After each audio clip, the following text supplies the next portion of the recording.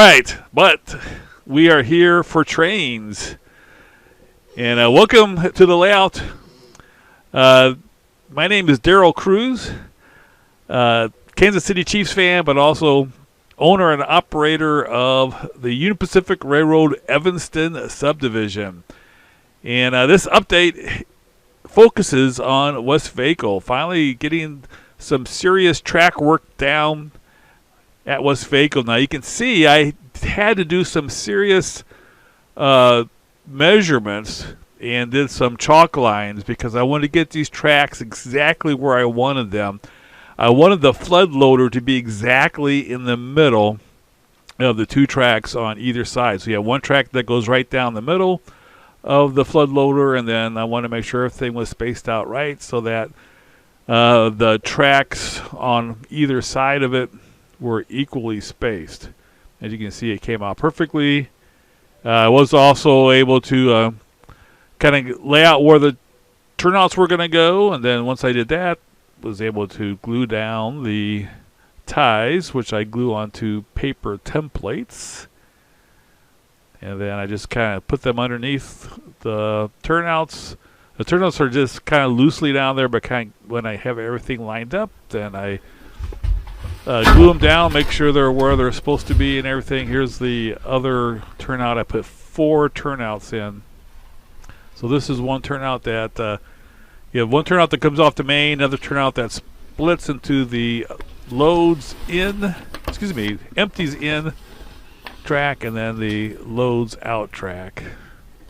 So you have 2 tracks there, and then there's going to be 3 tracks, one for the flood loader, which is there, but then there's going to be 2 more, which I'm still needing to put down. So here you can see all the turnouts are in. They do have them spiked down, and you can see there's going to be a couple more turnouts to provide 2 more tracks for storage and also for loading the tank cars and also box cars, and all the non-covered hoppers are going to go there. And then here you can see everything is pretty much in place. They have some of the cars where they're supposed to be, and I have the turnout motors installed underneath the layout with a lot of loose wiring. The wiring looks pretty bad, just hanging down like that. But this is a kind of eye level. I'm going to have to do something about you can just see the bottom of when you're standing there, you can see the bottom of the turnout motor. So I'm going to have to put some kind of a cover underneath there to kind of hide those. But you kind of get a good idea where everything is laid out. That's the Westvaco control point.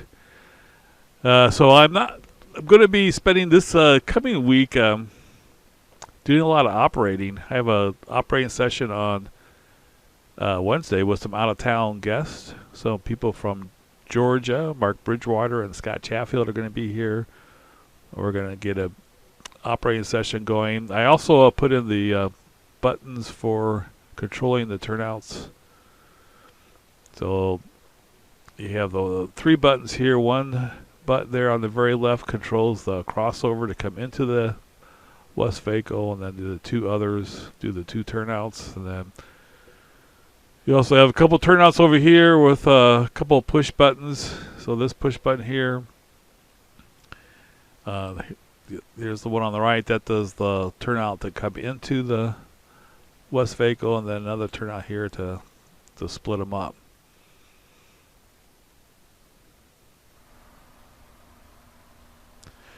All right, so we're going to be doing some operating. So here's a typical scenario. You have the couple of tracks for loads out and empties in. So we have some cars that need to be picked up by an oncoming train. You have a couple of tank cars that are loaded that need to be picked up. And then you have some 4 covered hoppers here that are empties. So they need to be picked up also, but they need to be loaded first before they're picked up. And then we do have 3 more cars here. Those 3 covered hoppers that are also, they're already loaded. So you have those 3 there, the CSX and the 2 on either side of it. You have, I think it was 4 empties that need to be loaded, and you have these 2 tank cars, and I think there's also a box car that needs to go. So we're going to be shuffling some cars around. The other covered hoppers in that track are ones that have been dropped off, so they're all empty also, but they're going to go on a future train. All right, so hopefully you get a kind of idea what the scenario is. I'm going to go ahead and put it on the tripod now. All right, so we have the switcher unit fired up, and we'll go ahead and do some switching of the cars. This is an Atlas MP 15 DC locomotive, and it is lettered for FURX Leasing Company. This will be stationed here at Westvaco pretty much permanently to do switching.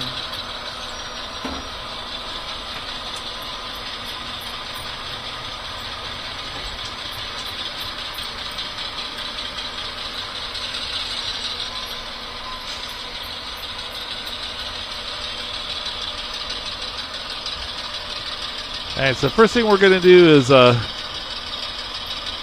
take these empties here. We're just going to set them on the other track because we're going to use the track that they're on right now. We're going to use that for the loads out. So first thing we're going to do is pull these empties out and put them in the other track.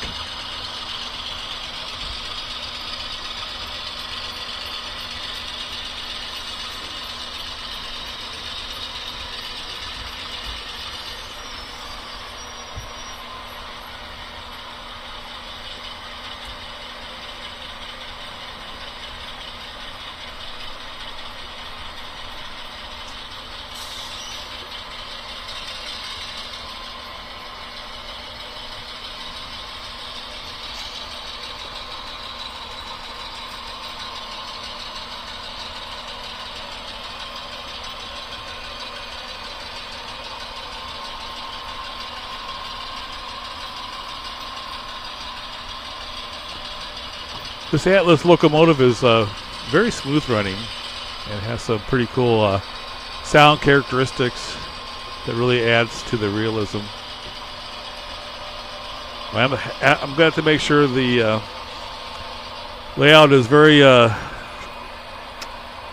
clean. The track is clean. See, we do have a train going on the lower level.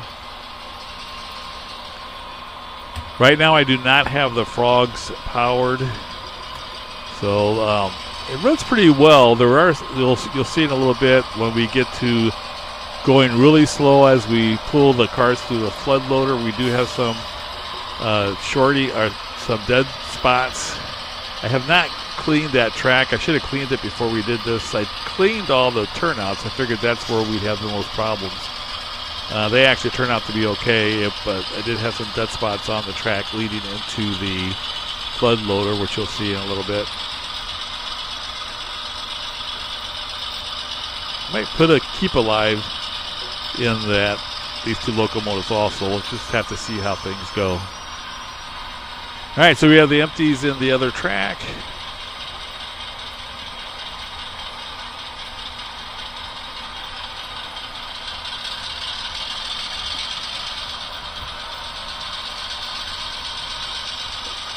And then we're going to go ahead and get the empties from the track by the flood loader, and we'll go ahead and pull it through the flood loader and get those empties loaded before we set it on the track for the pickup of a eastbound local.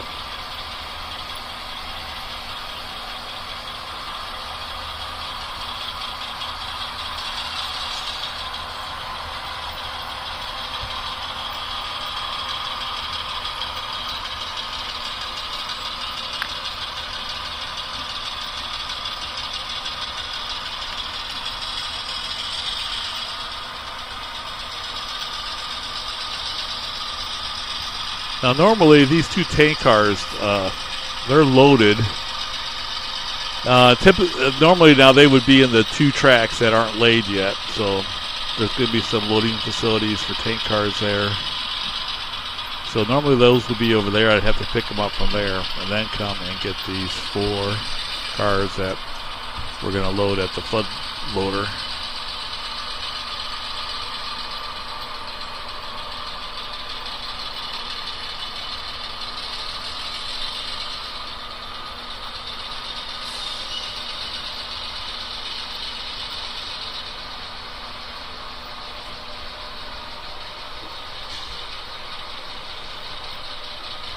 I'll have to do some research to find out how do you have some dead spots now. I'm going very slow through here, and like I said, I have to do some research to figure out how fast or how slowly they actually pull these through the flood loader. But that definitely will be part of the operation of the yard crew here at the Westvaco plant and mine.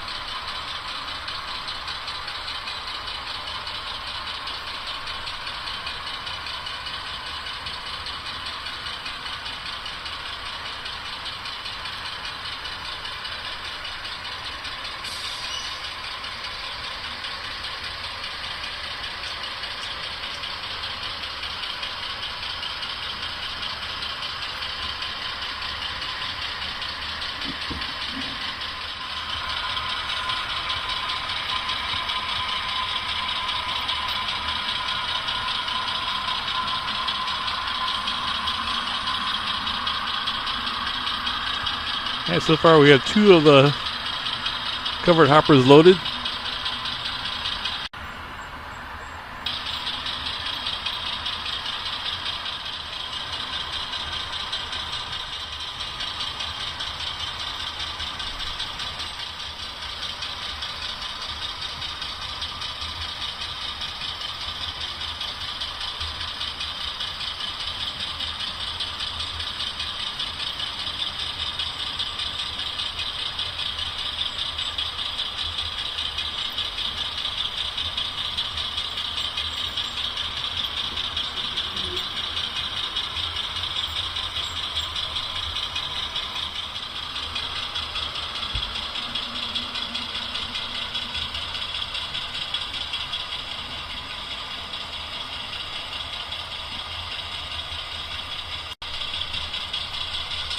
Alright, so all 4 cars have been through the flood loader. We'll go ahead and put them in the departure track for the local to pick up on its way westward, eastbound.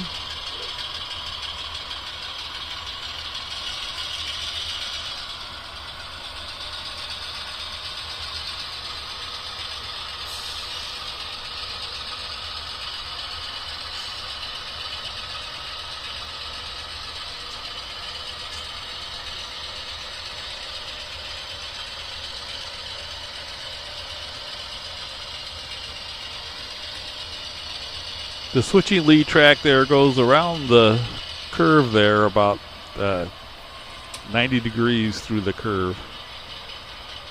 So there's about, from where it's at right now, probably another additional 6 feet of track.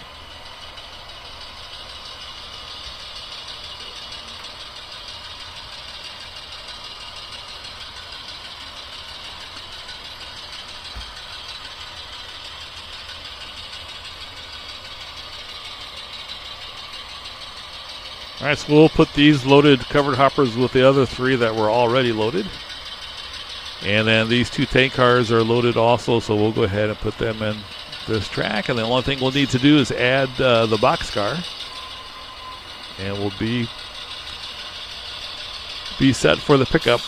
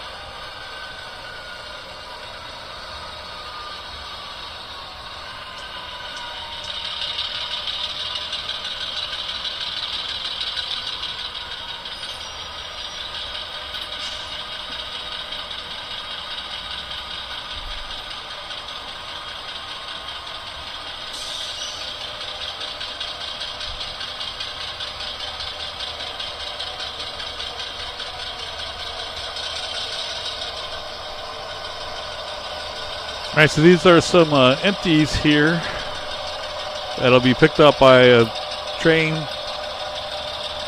later today or tomorrow as the operating session goes. So we'll go ahead and put them on the flood loader track.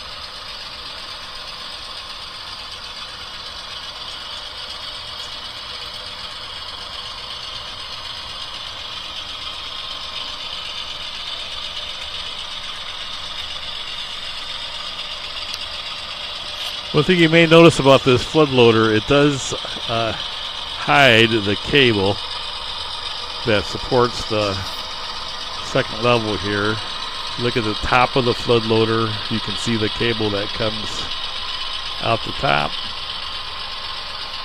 So you had to make sure everything was in exactly the right spot for all this to work.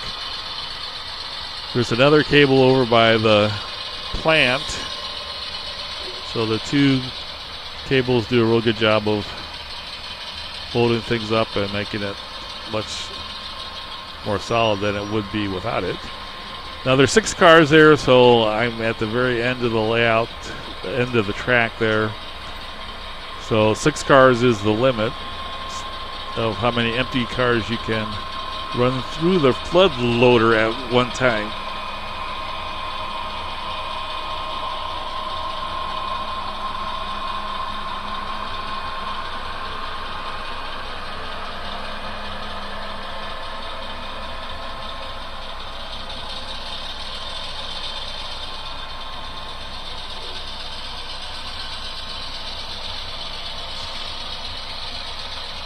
Alright, so we'd still need to add the box car to these cars, and then we would take all the other cars there in that track and put them into 2 storage tracks.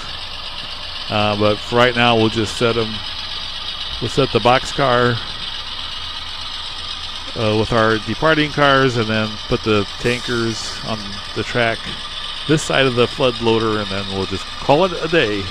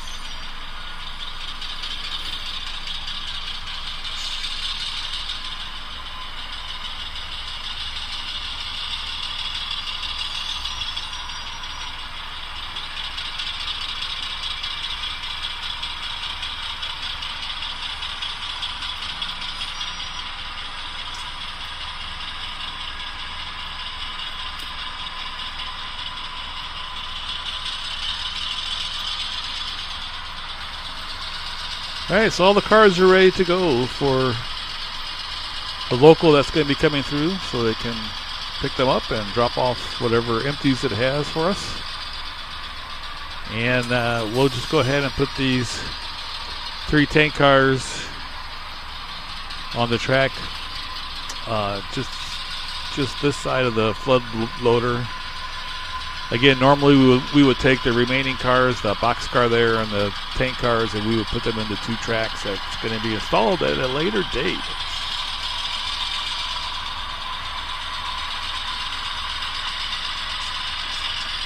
I think this gives you an idea of some of the operations that's going to be taking place here. There are 4 trains that stop here. Take that back. There's 2 trains that will stop here on a given day. So a lot of maneuvering of cars will be the responsibility of the crew working here at Westvaco. Thanks so much for watching. Stay tuned for more updates as we move along. As I said, we're not going to do a lot of work on the layout this next week, although there will be quite a bit of scenery work done on Thursday and Friday, so be able to see some of that. But going to be doing some operating. I'm going to have a live stream Wednesday night during the operating session, so I'll probably post that as going live at 7:30. But if it doesn't come on right at 7:30, keep watching, because it will come on sometime around 7:30. It won't be exact. A lot will depend on how things are going and how I can be able to do a live stream. All right, thanks so much for watching. Everybody have a great day, and everybody take care.